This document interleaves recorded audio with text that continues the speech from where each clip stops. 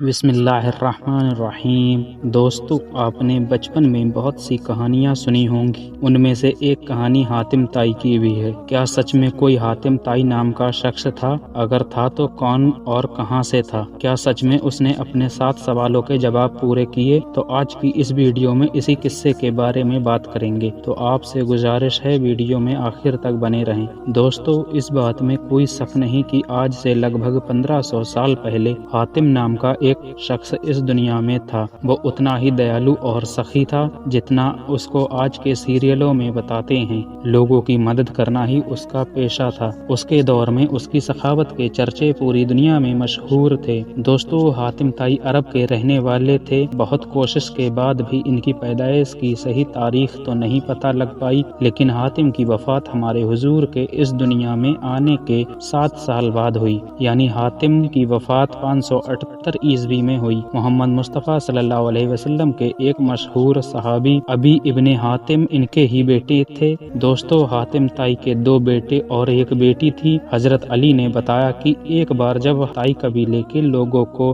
محمد مصطفیٰ کے سامنے پیش کیا گیا تو حاتم طائی کی بیٹی شفانہ بھی موجود تھی۔ حاتم طائی کی لڑکی نے نبی سے عرض کیا کہ اے پیغمبر اسلام، آپ ان قبیلے والوں کو سمجھا دیں، یہ مجھے تنگ نہ کیا کریں، کیونکہ میں اس قبیلے کے سردار کی بیٹی ہوں۔ میرا باپ وہ ہے جو قیدیوں کو آزاد کرواتا ہے، بھوکوں کو کھانا کھلاتا ہے اور کسی بھی ضرورت مند کو اپنے دروازے سے خالی نہیں بھیجتا، یعنی میں حاتم طائی کی بیٹی ہوں۔ اس لڑکی سے یہ بات سن کر حضور بولے، تمہارے باپ کے اندر وہ ساری خوبیاں ہیں جو سچے مومن کے اندر ہوتی ہیں۔ پھر محمد مصطفیٰ نے فرمایا، اس بچی کو چھوڑ دیا جائے اور کوئی آج کے بعد اسے تنگ نہ کرے۔ اس لڑکی کا باپ وہ تھا جو اخلاق کے اعلیٰ درجے پر فائز تھا اور اللہ ایسے انسان کو بہت پسند کرتا ہے۔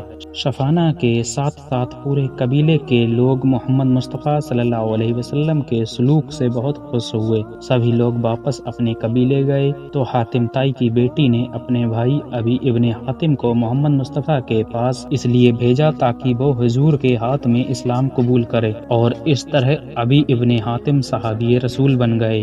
دوستو، ویسے تو حاتم طائی کی سخاوت سے جڑی بہت کہانیاں ہیں جو اگر آپ کو بتائی جائیں تو کئی دن گزر جائیں، کیونکہ اپنی مال دولت کو لوگوں پر قربان کرنا ہی حاتم طائی کا کام تھا۔ لیکن اس ویڈیو میں حاتم کی سخاوت کا ایک قصہ آپ کو بتاتے ہیں۔ حاتم کی بیوی بیان کرتی ہیں، ایک بار عرب کے پورے علاقے میں سوکھا پڑ گیا تھا، لوگ بھوک سے تڑپ تڑپ کر مر رہے تھے۔ ایسے حالات میں ہمارے گھر میں بھی ایسا حال تھا کہ ایک وقت کی روٹی بھی نہیں بچی تھی، ہمارے بچے بھی بھوک کی حالت میں سو رہے تھے۔ پھر کچھ دیر بعد ایک عورت آ کر ہمارے خیمے کے پاس ٹھہری۔ اس عورت نے باہر سے حاتم کو آواز دیا۔ جب حاتم باہر پہنچے تو اس عورت نے کہا، اے حاتم، میں تیری سخاوت کے چرچے سن کر اپنے بھوکے بچوں کو تیرے پاس لائی ہوں، اپنی سخاوت سے میرے بچوں کو 2 وقت کی روٹی کا انتظام کر دے۔ یہ سن کر حاتم نے اس عورت سے کہا، آپ رکیے، میں آپ کے لیے کھانے کا انتظام کرتا ہوں، اور حاتم اپنے گھر کے اندر آ گئے تو ان کی بیوی نے کہا، اے حاتم، تم اس عورت کو کیا کھلاؤ گے؟ اپنے تو خود کے بچے بھوکے سوئے ہیں۔ یہ سن کر حاتم گھر میں سب طرف دیکھنے لگے۔ جب کچھ نہیں دکھا تو حاتم نے اپنے اکلوتے گھوڑے کو ذبح کر دیا۔ یہ گھوڑا حاتم کے دل کے بہت قریب تھا۔ اس کے بعد حاتم نے آگ کو جلایا